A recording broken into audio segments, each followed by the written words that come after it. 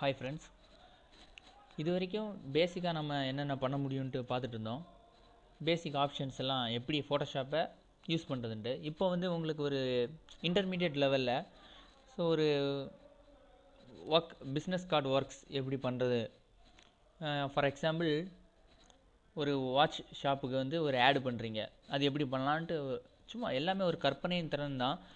ஒவ்வொருத்தவங்களோட இமேஜினேஷனை பொறுத்து தான் இதெல்லாம் அமையும். ஸோ நம்ம வந்து பேசிக்காக ஒரு சின்ன எக்ஸாம்பிள் நான் காமிக்கிறேன். விட்த்து வந்து ஒரு ஃபைல் ஓப்பன் பண்ணிக்கிறேன். Width 9 inches, height 12 inches, resolution 125 வச்சுக்கிறேன். வச்சுட்டு ஓகே கொடுத்துக்கிறேன். இந்த ஃபைலுக்கான நீங்கள் ஒர்க்கிங் ஃபைலெல்லாம் நான் உங்களுக்கு கொடுத்துருப்பேன்.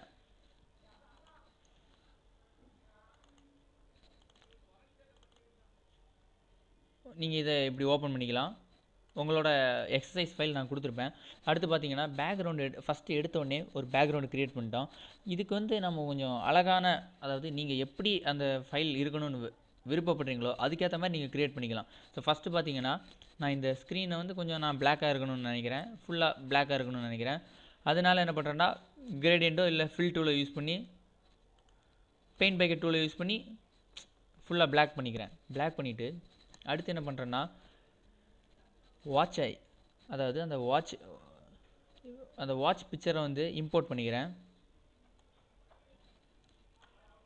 இதை வந்து நான் பேக்ரவுண்டாக கொடுக்க போகிறேன். ஃபஸ்ட்டு வந்து இந்த வாட்ச் பிக்சரை வந்து இந்த இருக்க இந்த ஒன்லி கிளாக்கை மட்டும் நான் வந்து பேக்ரவுண்டாக கொடுக்க போகிறேன். ஷிஃப்ட்டை பிடிச்சி இழுத்துக்கிறேன்.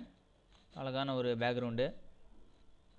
அதுக்கு முன்னாடி இன்னொரு விஷயம், புதுசாக ஒரு லேயரை க்ரியேட் பண்ணிட்டு நியூ லேயர் க்ரியேட் பண்ணால் கீழே வந்து இந்த பட்டனை ப்ரெஸ் பண்ணிங்கன்னா நியூ லேயர் க்ரியேட் ஆகிடும்.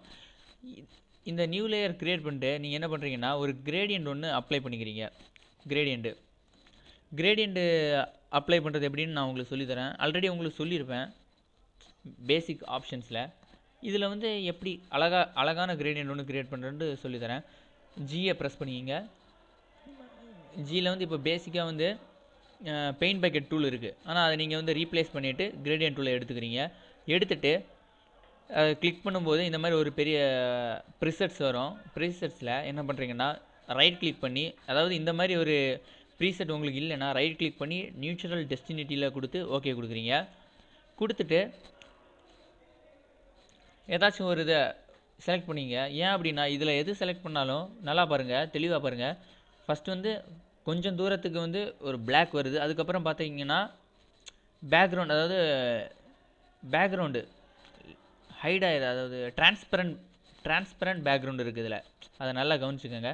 ஸோ அதனால் நான் இதை சூஸ் பண்ணிவிட்டு எனக்கு வந்து ஒரு வயலட் மாதிரி ஒரு கலர் வேணும், ஒரு ஸ்கை ப்ளூ, ஒரு வயலட் மாதிரி ஒரு கலர் வேணும்.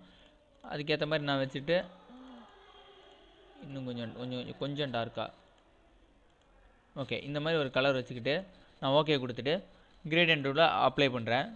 ஸோ இதை வந்து சர்க்கிளில் வச்சு அப்ளை பண்ணால் இந்த மாதிரி சர்க்கிள் மாதிரி வரும். இல்லைன்னா இதில் வச்செல்லாம் அப்ளை பண்ணிங்கன்னா வித்தியாசமாக வரும். நான் சர்க்கிளில் வச்சுக்கிட்டு ஷிஃப்ட்டை ப்ரெஸ் பண்ணிக்கிட்டு ஒரு கிரேடியண்ட் அப்ளை பண்ணிக்கிறேன்.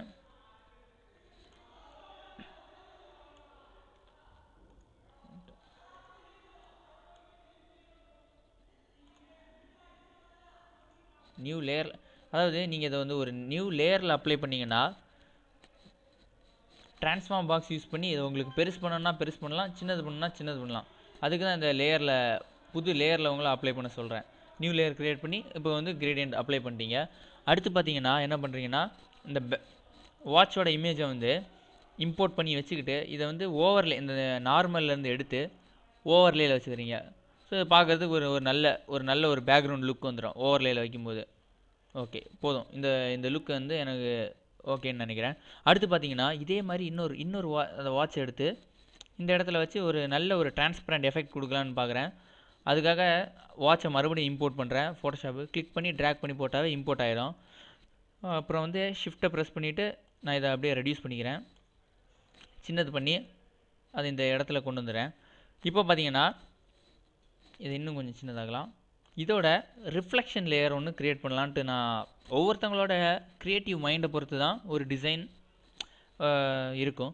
இப்போ வந்து நான் இதோட ரிஃப்ளெக்ஷன் ஒன்று க்ரியேட் பண்ணியிருக்கேன். அதுக்கு ஃபஸ்ட் என்ன பண்ணலாம்னா நல்லா கவனிங்க, கண்ட்ரோல் ஆல்ட்டு கொடுத்தீங்கன்னா இது வந்து டபுள் ஆகுது. ஸோ அதை கிளிக் பண்ணிவிட்டு கிளிக் பண்ணி அப்படியே ட்ராக் பண்ணுறீங்க. அடுத்து இதை வந்து நல்ல பக்கத்தில் வச்சுக்கிட்டு இப்போ என்ன பண்ணுறீங்கன்னா, இது வந்து ஒரு லேயர் மாஸ்க்குன்னு ஒரு ஆப்ஷன் இருக்குது ஃபோட்டோஷாப்பில். ஸோ லேயர் மாஸ்க் பற்றி நான் ஒரு பெரிய கிளாஸ் ஒன்று எடுக்கிறேன். ஏன்னா அது வந்து ரொம்ப ஒரு பெரிய ஒரு டாப்பிக்கு. அதை வந்து எப்படி யூஸ் பண்ணுறதுன்னு இப்போ நான் உங்களுக்கு சொல்லித்தரேன். இந்த இமேஜில் நீங்கள் கீழே வந்து இமேஜை கிளிக் பண்ணிவிட்டு லேயர் மாஸ்க் எப்படி ஆட் பண்ணணும்னா, இந்த எஃபெக்ட்ஸுக்கு பக்கத்தில் இருக்கிறது தான் லேயர் மாஸ்க். அதை கிளிக் பண்ணிங்கன்னா லேயர் மாஸ்க் வந்துடும். இதை கிளிக் பண்ணிவிட்டு நீங்கள் என்ன பண்ணுறீங்கன்னா, கிரேடியன்ட் டூல் லேயர் மாஸ்கில் வச்சுக்கிட்டு லேயரில் வச்சுக்கிட்டு இல்லை அந்த லேயர் மாஸ்கில் வச்சுக்கிட்டு கிரேடியன்ட் டூலை கிரேடியன்ட் டூலை எடுத்துகிட்டு இதுக்கு வந்து நீங்கள் வந்து பார்த்தீங்கன்னா, இதில் அதுக்கு முன்னாடி நேம் க்ரியேட் பண்ணுறதுக்கு ஒரு போர்டு ஒன்று க்ரியேட் பண்ணுறோம். ஸோ ஒரு நியூ லேயர் ஒன்று க்ரியேட் பண்ணிவிட்டு ஒரு போர்டு ஒன்று க்ரியேட் பண்ணுறேன். வச்சுட்டு இதை வந்து இதையும் ஃபில் பண்ணிக்கிறேன். ஜியை ப்ரெஸ் பண்ணி பெயிண்ட் பக்கெட் டூல் எடுத்து இதையும் பிளாக்காக ஃபில் பண்ணிக்கிறேன். ஃபில் பண்ணிவிட்டு இப்போ என்ன பண்ணுறேன்னா, இந்த கீழே இருக்க அந்த 2 லேயர்ஸையும் மேலே கொண்டு வரேன். வாட்ச் இதை வந்து ரெண்டையுமே கண்ட்ரோல் டி கொடுத்து இந்த இடத்த நான் டீசெலக்ட் பண்ணிக்கிறேன். இப்போது இந்த வாட்சையும் கீழே இருக்க வாட்சையும் எனக்கு மேலே கொண்டு வரணும். அதாவது நான் ஆல்ரெடி சொல்லியிருக்கேன், ஃபோட்டோஷாப் வந்து ஒரு லேயர் பேஸ்ட் ஒர்க்கு. அதனால் இதை அப்படியே கிளிக் பண்ணி இந்த மேலே லேயர் கொண்டு வந்துடுங்க. இதையும் கிளிக் பண்ணி மேலே லேயர் கொண்டு வந்துடுங்க.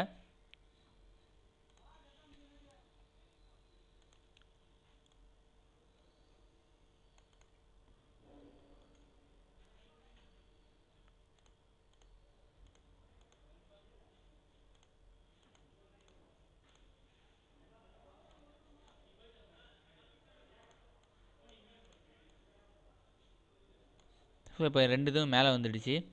இப்போ என்ன பண்ணுறேன்னா, இது கொஞ்சம் கீழே இறக்கிக்கிட்டு இதையும் கொஞ்சம் கீழே வைக்கிறேன். ஏன்னா இந்த இடத்துல வந்து நம்ம அந்த ரெஃப்ளெக்ஷனை க்ரியேட் பண்ணுறோம். ஷிஃப்ட்டை பிடிச்சிக்கிட்டே நான் வந்தால் தான் அது வந்து கரெக்டாக ஸ்ட்ரைட்டாக வரும். இல்லைனா நீங்கள் நல்லா ஜூம் பண்ணி இதை இன்னும் கொஞ்சம் மேலே ஏற்றி வச்சுக்கோங்க. ஓகே, சரி, ஓகே, இதை ஃபிக்ஸ் பண்ணிக்கலாம். இப்போ வந்து கிரேடியன்ட் டூலை யூஸ் பண்ணி லேயர் மாஸ்கில் கிரேடியன்ட் டூலை லான்ச் பண்ணுங்கள். கிரேடியண்ட்டு லான்ச் பண்ணிவிட்டு இந்த இடம் பிளாக்காக இருக்கனால என்ன பண்ணுறீங்கன்னா, நீங்கள் ஒரு பிளாக் கிரேடியண்ட் எடுத்துக்கோங்க. பிளாக் எடுத்துகிட்டு ஷிஃப்ட்டை ப்ரெஸ் பண்ணி கான்ஸ்டண்ட்டாக அப்படியே கொஞ்சம் ட்ராக் பண்ணுங்கள். ஓகே, இப்போ பார்க்க இதுக்கு ஒரு நல்ல ரிஃப்ளெக்ஷன் கொடுத்த மாதிரி இருக்குது. இந்த ஒரு எஃபெக்ட் போதும்னு நினைக்கிறேன். ஓகே, அடுத்து பார்த்தீங்கன்னா இந்த இடத்துல ஏதாச்சும் ஒரு மாடல் இருந்தால் நல்லாயிருக்கும்னு நான் ஃபீல் பண்ணுறேன். அதனால் அந்த மாடலோட இமேஜையும் எடுத்து லான்ச் பண்ணுறேன்.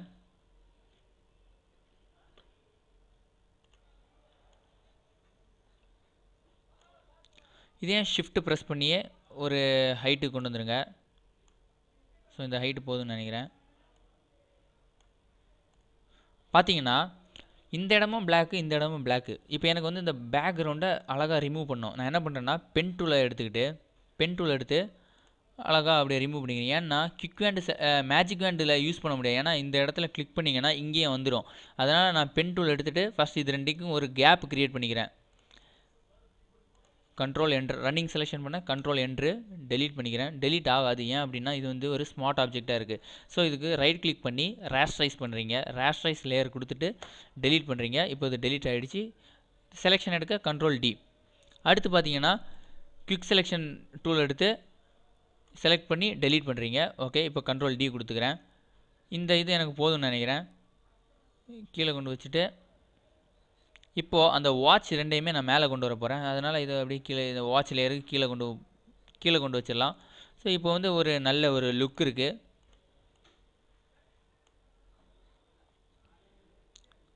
இப்போ பார்த்தீங்கன்னா ஏதாச்சும் ஒரு நேம், இந்த என்ன இதுக்காக நீங்கள் நேம் பண்ணுறீங்களோ அந்த நேமை வந்து இதுக்கு கொடுத்துடலாம். ஸோ ஏதாச்சும் வாட்ச் கம்பெனி நேம், என்ன நேம் கொடுக்கலாம், ஏதாச்சும் ஒரு நேம் கொடுங்க.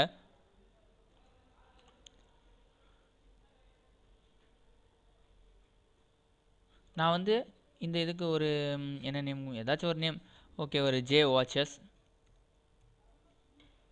இல்லை ஒரு ஓகே இருக்கட்டும், வாட்சஸ்ன்னு கொடுத்துட்டு ஒரு நேம் கொடுத்துட்டு இதில் வந்து ஏதாச்சும் இன்னொரு நேம் ஆட் பண்ணிங்க. ஏதாச்சும் டைம் அண்ட் டைட் அந்த மாதிரி ஏதாச்சும் ஒரு ஸ்லோகன் அந்த மாதிரி ஆட் பண்ணிவிட்டு இது ஒரு பெஸ்ட்டு ஒரு இதாக இருக்குது. அப்புறம் ஃபைலில் சேவஸில் போய் பிடிஎஃபாவோ இல்லை ஜெபக்காவோ நீங்கள் அதை கன்வெர்ட் பண்ணி வச்சுக்கலாம். ஸோ இப்படி தான் வந்து பேசிக்காக ஒரு இது க்ரியேட் பண்ணுறாங்க. ஒவ்வொரு இதுலேயும் ஆடு க்ரியேட் பண்ணுறாங்க. Okay, thank you.